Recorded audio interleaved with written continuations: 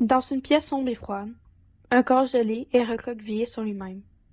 La malnutrition était évidente par les os qui ressortaient de sa mince peau sale. Il poussait ses derniers cris, ses derniers sanglots.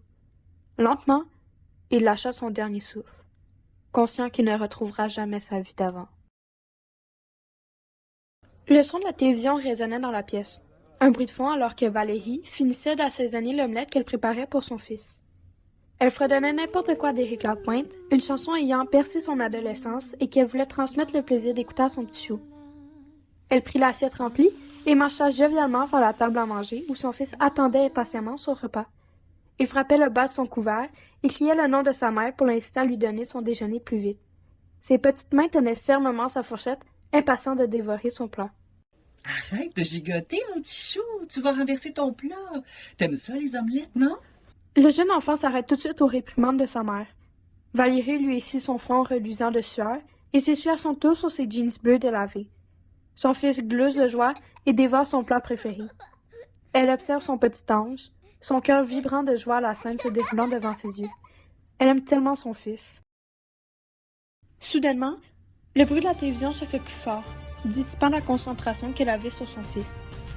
Irritée, Valérie se retourne vers son salon, cherchant des yeux la télécommande pour faire taire ce maudit téléviseur qu'elle aurait dû jeter depuis longtemps.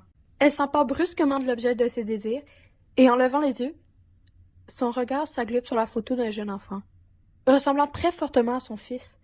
Paniquée, elle se retourne rapidement pour retrouver son fils, qui lèche le ketchup de son assiette, la bouche salie de rouge gluant. Voyons, chérie, je t'ai dit, on mange pas comme ça. Deux pas, et elle enlève l'assiette assaisonnée de bave et réprimande son fils gentiment. Ébouriffant ses cheveux, elle lui demande de se préparer pour l'école avant de reprendre sa position devant la télé. Cela fait maintenant un mois que Thomas Blanchette, 6 ans, a disparu. Dans la nuit du 23 au 24 mars, le petit Thomas disparaît sans laisser de traces. La famille est très inquiète, mais garde espoir de le retrouver sain et sauf.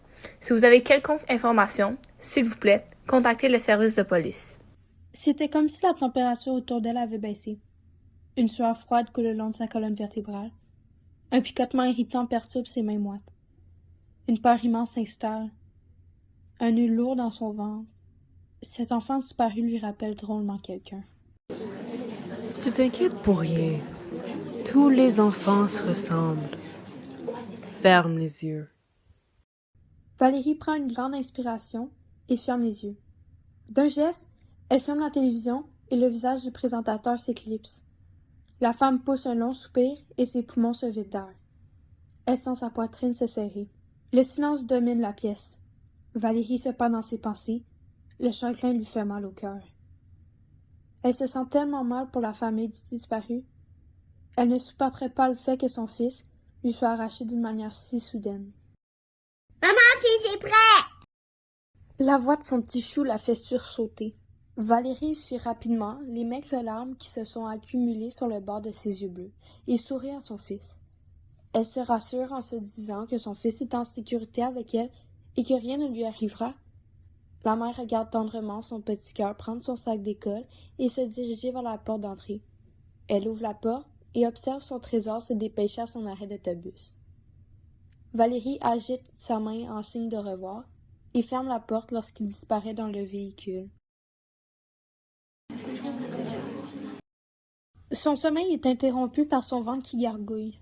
Lentement, il s'étire hors de son lit et décide de s'aventurer dans le corridor qui mène vers la cuisine.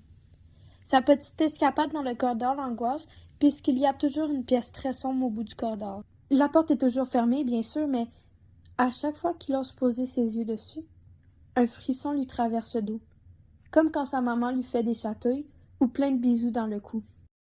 Thomas pressa le pas, espérant qu'il ne croise pas son beau-père Jean-Dominique. Il n'est pas très gentil avec Thomas. Il est parfois méchant, comme les autres élèves de première année avec lui. Sa maman répétait souvent à Thomas qu'il ne devrait pas faire attention aux sottises de ses camarades de classe. Il la croit parce qu'elle lui a toujours dit la vérité. Elle ne lui a jamais menti. Il est presque minuit lorsque le téléphone sonne. Un bruit effrayant brisant le silence de mort dans la maison. Les yeux de Valérie s'ouvrent brusquement. Rapidement, sa gorge se noue de peur et la couverture lui colle à la peau. Un frisson lui parcourut l'entièreté de son corps. Cela fait maintenant 5 mois que Valérie a surpris son ex-fiancé, Jean-Dominique, en train de battre violemment son fils Thomas. Elle n'arrivait pas à y croire. Jamais elle ne laisserait quelqu'un maltraiter son petit chou. Si elle n'était pas rentrée plus tôt du travail cette journée-là, Jean-Dominique aurait continué de lui mentir et de maltraiter son fils. Elle l'a jeté de chez elle et a rompu ses vœux de fiançailles. Depuis, elle reçoit des appels de son ex, plusieurs fois par jour. À tous les jours. Valérie fait de son mieux pour bloquer les numéros, mais à chaque fois, c'est un nouveau. Elle n'en peut plus. Chaque appel est le même. La respiration perverse de Jean-Dominique, suivi de rires malsains et ensuite plus rien. Comme s'il attendait que Valérie lui réponde. Raccroche! Immédiatement! Valérie sursaute et raccroche violemment le combiné, le cœur qui bat à toute vitesse. Elle n'est plus capable de se rendormir. L'angoisse que Jean-Dominique débarque chez elle et qu'il s'en prenne à sa progéniture, juste le fait de le revoir, lui donne la rage au ventre. La femme le détestait tellement qu'elle voudrait le tuer de ses mains nues. Fais-le. Il faut qu'il souffre. C'était comme si son corps ne l'écoutait plus. Ses pensées les plus sombres prennent le dessus. La seule chose qu'elle voyait était son visage immonde, répugnant et sordide. Valérie devait se charger de le faire disparaître, effacer son existence, faire en sorte qu'il ne s'approche plus jamais de son Thomas. Le sous-sol était sa cachette, son endroit fétiche, comme s'il habitait là. Elle faisait les 100 pas au fond du sous-sol, endroit où elle va rarement depuis l'incident. La femme n'aurait pas dû l'écouter, mais c'était plus fort qu'elle. Elle devait le faire, comme une obligation. Elle se retourne pour se retrouver face à face avec lui. Les larmes lui montèrent aux yeux. Un mélange de rage et de tristesse se faisait ressentir. Elle n'en pouvait plus. Elle devait agir immédiatement. La voix dans sa tête était satisfaite. Enfin, elle avait le grand contrôle. Enfin, elle pouvait l'exécuter. D'un hurlement glacé le sang, elle commença à s'apprendre à lui. Le meurtrit de coups, le mordait, l'insultait, mais surtout, le tuait. La rage pouvait enfin sortir. Elle allait enfin être libérée de lui, de ses appels au beau milieu de la nuit, ou quand il la suivait dans la rue. Son visage devenait méconnaissable en raison du sang qui s'en dégageait. Elle prit une scie et lui coupa la main. Ainsi, il n'allait plus jamais oser lever la main contre son petit chou. Plus jamais il n'allait respirer. Un point, c'est tout. Emprisonné dans le sous-sol, Thomas ne comprenait pas ce qu'il avait fait de mal. Il avait bien écouté les consignes cette semaine. Il n'a pas rechigné lorsque Jean-Dom l'a encore privé de souper pour la 3e fois cette semaine. Ou quand il l'a envoyé à l'école sans dîner pour la 2e semaine d'affilée. Il a beau pleurer, rien ne changera. Et il le sait, puisque son beau-père lui répète à chaque fois qu'il le meurtrit de coups après avoir trop bu. C'était bien malheureux, parce que quand sa mère a rencontré Jean-Dominique, il était gentil avec Thomas. Il l'apportait au parc pour jouer avec lui, ou ils allaient au super club louer un film et acheter des confiseries. Mais ce n'était que du passé. Maintenant, lorsqu'il était contrarié, il enfermait Thomas dans le sous-sol avec lui et le frappait de toutes ses forces. Jean-Dom prenait un malin plaisir à le frapper et à le regarder s'étouffer avec ses lourds sanglots recroquevillés sur lui-même, espérant que la pluie de coups s'arrêtera bientôt. L'adulte visait les endroits où il savait que sa mère serait dupée. Jean-Dom lui expliquerait qu'il est tombé des modules de jeu ou qu'il a trébuché. Thomas voulait crier à sa mère la vérité, mais l'enfant avait peur de ce que Jean-Dom pourrait lui faire. Après tout, il en avait déjà eu un aperçu. Thomas faisait de son mieux pour ne pas froisser Jean-Dom. Il s'enfermait dans sa chambre quand il revenait du bar. Il promet, il respectait les règles. Thomas espérait qu'il le laisse tranquille, une fois pour toutes. Elle aimait son fils. Plus que tout, elle ferait n'importe quoi pour lui. C'est son enfant, une partie d'elle. Ils partagent un lien plus fort que Dieu lui-même. Elle le fait pour lui, pour sa sécurité, parce qu'elle aime son fils. Les larmes coulent sur ses joues. Elle a l'air triste, elle a les bras qui tremblent, son cœur qui bat à toute vitesse et la gorge nouée.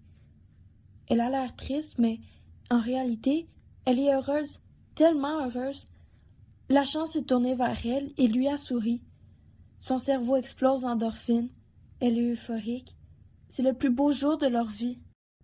Agenouillée devant sa porte patio, le soleil lui réchauffe la peau, comme s'il lui donnait un câlin d'amour pour elle et son fils.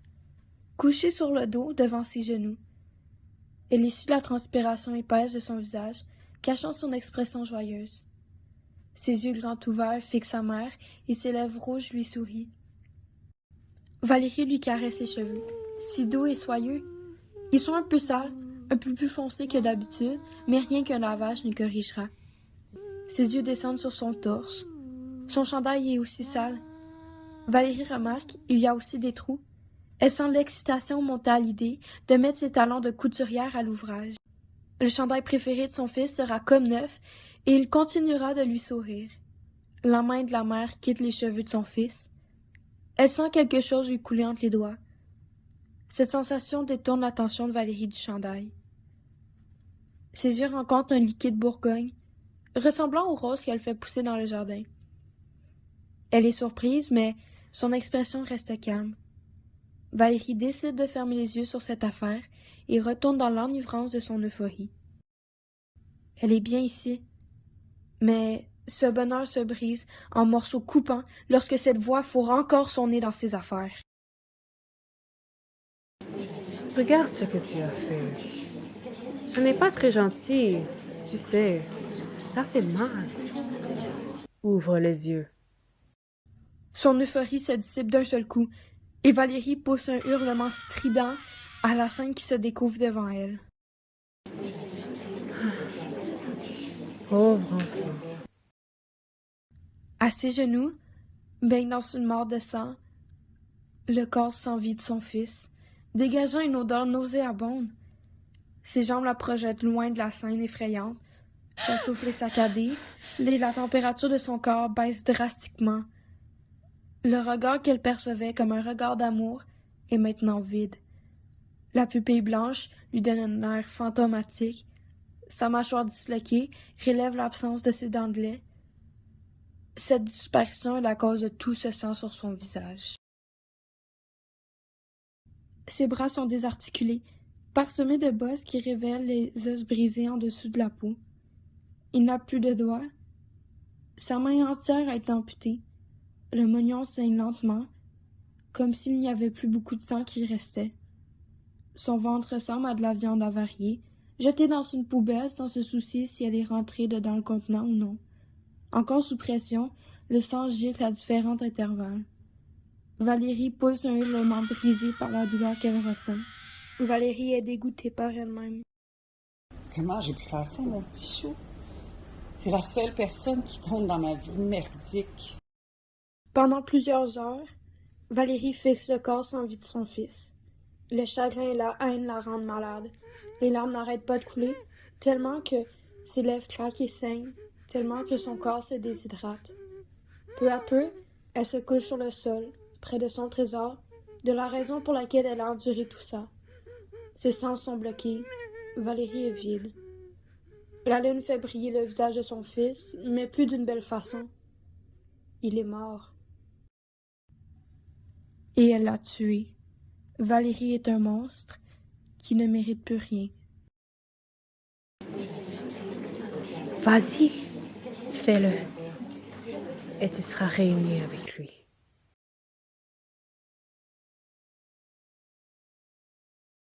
J'arrive, mon petit chou.